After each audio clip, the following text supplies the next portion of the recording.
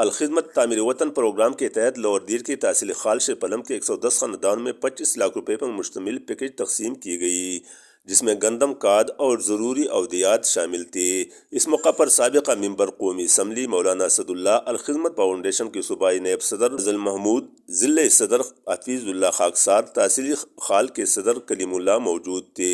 ذمہ دار کو فی ایکڑ 28,000 روپے کا ایک پیکج، جس میں گندم کا تخم، اس میں کھاد، پیسٹیسائڈز اور ساتھ ہی مختلف کیمیکل اس میں شامل ہیں۔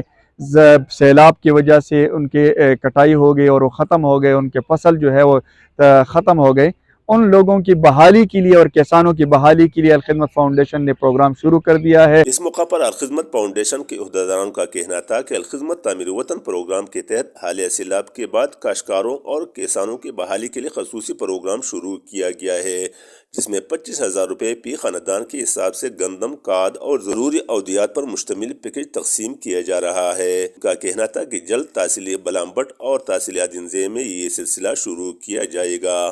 کیمرہ ٹیم کے ساتھ رحمت اللہ سواتی، شیرپلم خال، لور دیر۔